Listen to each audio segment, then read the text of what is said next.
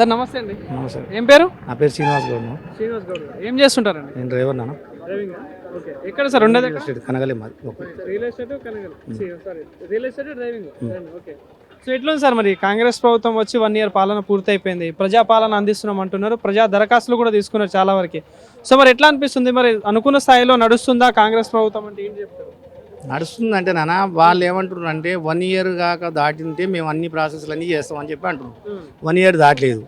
ఇక ప్రజాపరిపాలన అంటే ఇది రైతు బీమా ఇది ఒకటే, ఇది కళ్యాణ లక్ష్మి ఒకటి వస్తుంది కానీ ప్రతింబ ఏది కాలే.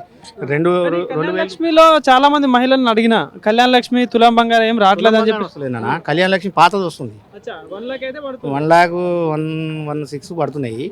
తర్వాత ఇంకోటి ఈ డబ్బులు అనేది ఎట్లా వస్తున్నాయి అంటే ఇప్పుడు 2,000 రూపాయలు పింఛన్కి 4,000 చేస్తున్నాడు, 4,000 పింఛి 6,000 చేస్తున్నాడు, 2,500 రూపాయలు ఇస్తున్నాడు. అవి అయితే ఏది లేదు నాన్న. ఇది మన డబుల్ బెడ్రూమ్ ఇల్లు అన్నది అవి కూడా అంత పరిస్థితి. సరే మరి వాళ్ళ ప్రభుత్వం ఇంకొక 3 నెలలు అయితే గ్రామ పంచాయతీ ఎలక్షన్లు వస్తాయి కాబట్టి సెట్ అయితే తర్వాత మరి ఏమైనా చేస్తారో చేయరో కూడా తెలియదు. కానీ నాకైతే నమ్మకం లేదు. ఇప్పుడు ఆయన చేస్తాడు అనేది నమ్మకం అయితే లేదు నాన్న. ఇప్పటికే అప్పుల రాష్ట్రం ఉంది, ఇప్పటికే చాలా 7 లక్షల కోట్లు అయిపోయింది. కానీ హామీలు ఎందుకు ఇవ్వాలి? శతకందానికి మన పని. ఇప్పుడు నువ్వు ఛాయ్ తాపిస్తాడు తాపియాలి, నేను ఛాయ్ తాపినని తాపించినాక ఆయన నువ్వు ఇవ్వనంటే ఆడిస్తే ఇంకా లీడర్లు ఏంటంటే ఎట్లా అవసరం ఉంటే అవసరం ఆడుకుంటున్నాను. నేనే వేషాలు వేస్తాను, డబ్బులు ఉంటాయి, 2,000 రూపాయలు ఇస్తాడు, వేస్తాడు చేస్తుండు. ఇప్పుడు అర్థమైందిగా జనాలకు, 1 yearకి వెళ్ళి అర్థమవుతుంది కాబట్టి ఇక వాళ్ళే ప్రతిపాదిస్తారు. 1 year లో విజయోత్సవ సంబరాలు కూడా కాంగ్రెస్ పార్టీ చేసింది. మేము 6 గ్యారెంటీలు పూర్తి స్థాయిలో అమలు చేసినామని చెప్పేసి సంబరాలు చేసుకున్నారు. సో మరి నిజంగా మరి 6 గ్యారెంటీలు అనుకున్న స్థాయిలో అమలైనా? ఎక్కడైనా చెప్తున్నా. ఇప్పుడు లీడర్ ఏం చెప్తున్నా, నేను అది చేసినా ఇది చేసినా, నీకు లాగు తొడిగిచ్చినా లంగా గుట్టించినా అని చెప్తాయి. కానీ ఎవరికి లంగా గుట్టియలే లాగు తొడిగేయాలి. ఏదైనా పోతే స్టేషన్లో పోతే ఆ పలుకుబడి నడుస్తున్నాయి. అంతేగాని మనకు కూడా ఉంటుంది పలుకుబడి, వేరే పార్టీ ఉంది లేదా పలుకుబడి. వ్యక్తిగతంగా మంచోడు ఉంటే ఫోన్ చేసి ఇడిపిరని ఆయన అంటే ఇడిపిస్తాం, అంతే ఉంటుంది. కానీ ఏది ఉన్నా కానీ వేస్తున్నాను. అంటే గత ప్రభుత్వంకి ఈ ప్రభుత్వంకి తేడా ఏం గమనించలేదు 1 year లో? అంటే 5 ఏళ్ళకి వెళ్ళి అన్ని చేసిండు నా ముక్కోడు, మా ముక్కోడు అన్ని చేసింది. కానీ వీళ్ళు చేయడం వల్ల వీళ్ళ వల్లనే కాదు. ఎందుకంటే టాలెంట్ ఉండాలిగా చేయాలంటే. ఇప్పుడు అనుభవం లేనివానికి పెత్తనం ఇస్తే ఎట్టుంటుంది నాన్న. ఇప్పుడు మీరైతే నాకైతే జూనియరే, కానీ నాకు 54 ఏళ్ళు, నాకు ఉద్యోగం కావాలని కొట్లాడుతుంది. ఉద్యోగం నా ఉద్యోగంలో రిమూవ్ అయినా, నేను ఎంకరెడ్డి కాడ కూడా పోయినా, అయ్యా నా పరిస్థితి బాగాలేదు, సరే నాకు 2 పిల్లలు, ఉద్యోగం ఇప్పి నేను కూడా బద్దామని పోయినా. ఇప్పిస్తా అని అంటున్నాను, కానీ ఇప్పిస్తానంటే అయితే అకాడమీ కదా ఉన్నది. ఎంకరెడ్డి కాడ టాలెంట్ అవుతుంది. మా జిల్లాలో మాత్రం మాకు అన్యాయం ఏం చేయడు ఎంకరెడ్డి. ఎందుకంటే మా మండలంలో మొత్తం డెవలప్ చేసిన పార్టీ వ్యక్తిగతంగా చెప్తుంది. ఎంకరెడ్డి అంటే ఆయన మాకు దేవుడే. మా మండలానికి అన్యాయం చేయలేదు. పార్టీని పక్కకు పెట్టకపోయినా అప్పటి నుంచి కూడా అందరికీ సాయం చేసినోడే. ఎంకరెడ్డి ఈజ్ గుడ్ క్యారెక్టర్.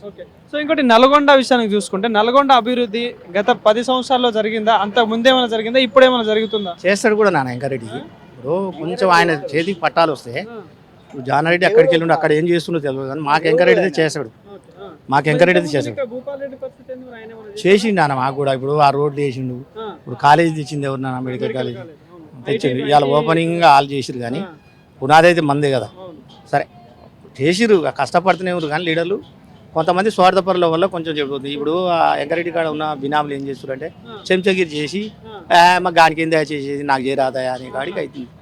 అట్లా వల్ల డైవర్ట్ చేసేవాడు వల్ల ఆయన ఎంకరెడ్డి ముందుకు సాగలేకపోతుంది. కానీ అంత మనోళ్ళే అని అంటూనే ఎంకరెడ్డి చేసేటోడే చాలా. మరి రైతుల విషయంలో చూసుకుంటే ప్రధానంగా రైతులు చాలా నమ్మిలు ప్రభుత్వాన్ని. రుణమాఫీ విషయంలో ఒకటి, రైతు బంధు విషయంలో ఒకటి, బోనస్ విషయంలో ఒకటి, ఇలా కొన్ని 4-5 పథకాలు ఉన్నాయి వాళ్ళకి. మరి ఈ అమలు విషయంలో ప్రజలు ఏమంటా ఉన్నారు? గ్రామ స్థాయిలో చూస్తున్నారు, మీరు తిరుగుతుంటారు కదా నార్మల్గా. రైతు బంధు పడితే, రైతు బంధు భరోసా పడితే పెట్టుబడికి అక్కడ వస్తాయి. ఇక ఆడు వస్తేనే ఆ తింటోడు కూడా ఉండు, ఆ పింఛను వస్తే తింటోళ్ళు ఉండు. ఈ రాకపోయే వరకు 8 తారీఖు ఇచ్చేది 28 తారీఖు ఇచ్చేది అని చెప్పి వ్యతిరేకత వస్తుంది.